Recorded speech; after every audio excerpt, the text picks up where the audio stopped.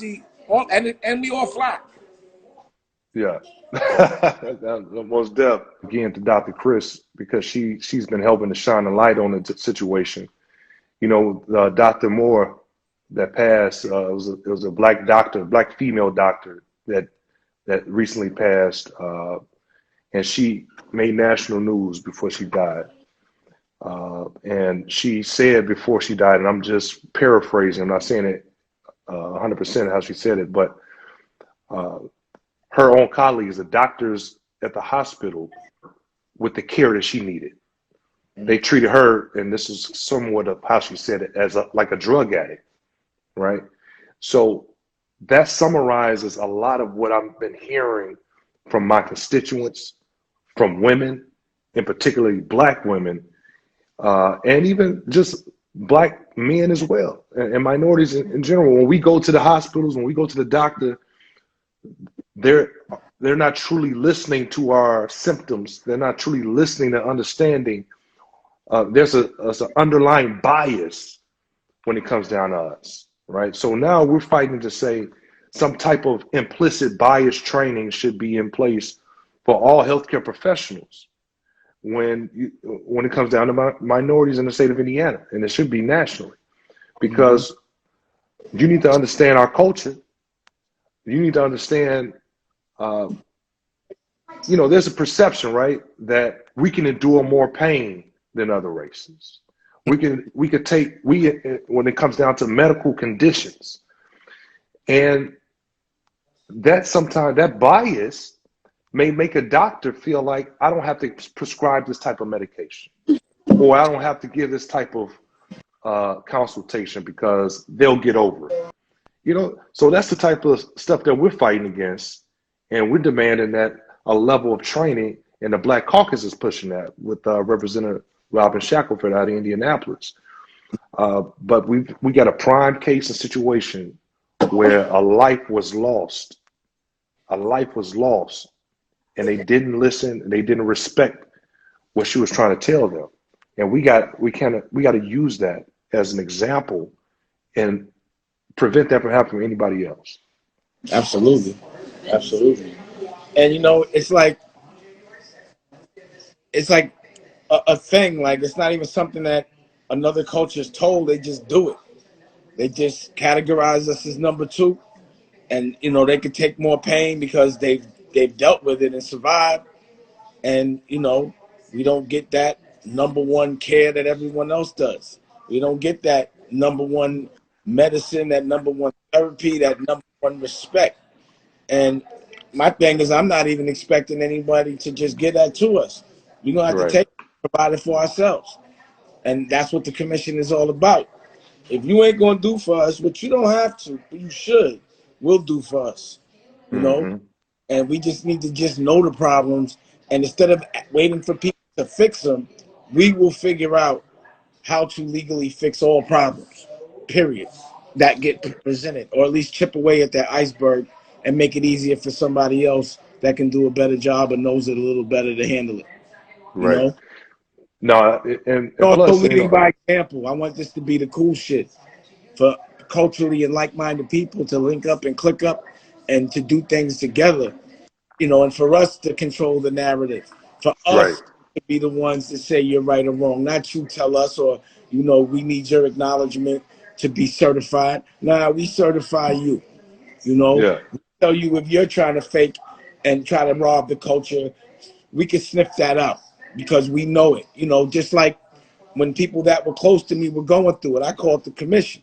Commission loaded up like Voltron, got on the plane, and we met hours later and didn't tell people what they wanted to hear. We told them the truth.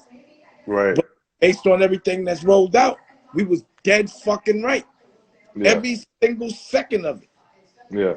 And it played itself out. It played itself out just like you said. Wait, like, it's not like we fortune tellers. We just don't let emotion get in the way of logic. Right. Man, that's real. Influenced by conspiracy or by some loser pretending he's a winner. And of the losers thinking that another loser's winning. That's all that happened. You know what I mean? So, I'm really happy. Right?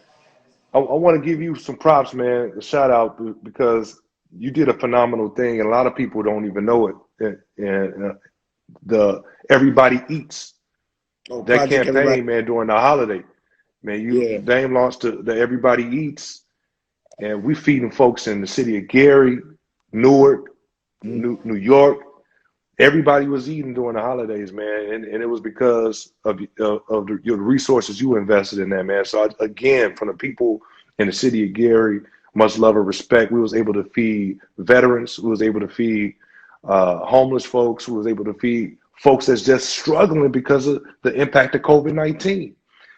Man, if you drive right now, at any given day down our everyday food pantry, Yeah. it's a line wrapped around the building.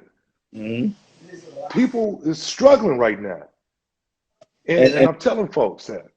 and that's how I, even found out about it. Is I was on the Zoom with the OSG, and Dennis was like, "Yo, the food pantries is closing down because COVID. They closed the churches down, and that's where the food pantries was at."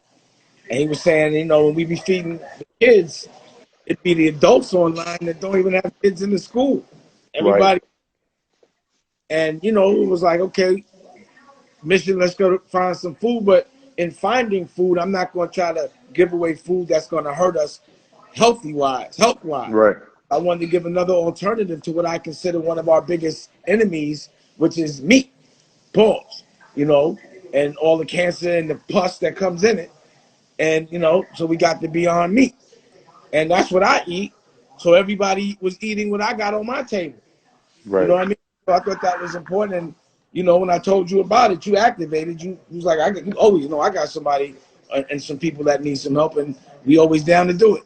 So yeah, we did it over Zoom. No, absolutely, man. So we got a lot going on. But what I want people to do is know when you're passing laws. Know when these bogus laws are being passed.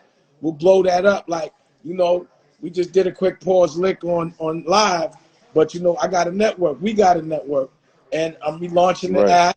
I'm launching it over the air, and we'll have distribution of content, and we'll be able to showcase our real heroes, tell these stories, and control the narrative. It's no more right, asking for, it's no more fitting in, and look how they act over some bullshit. When they just mad over an election, just because the guy they wanted to win didn't win, hmm, they threw a temper tantrum and ran up and wasn't even scared, didn't put on mask. The entitlement was crazy. All the right. stuff we done been through. We just stand outside. They bringing out the squad, but the good part about it is it's exposed. you Yeah. know, and it's crazy that the only thing that's making people move is when white people start killing white people. You know what I'm saying? Mm, That was the difference yesterday. mm, yeah, Right now, you're gonna see yeah, some things. Right. So, I'm observing that. We all know it. We ain't got to say it, but now we got proof of concept, and the president acknowledged the president-elect. You know. right, So I'm curious to see what they're gonna do. I know this 25th Amendment thing probably won't happen. right.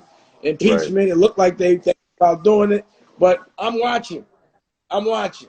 The world In any way watching. I can help, I'll be down there as soon as this thing is over. When you gonna get the? Well, are you getting the vaccine?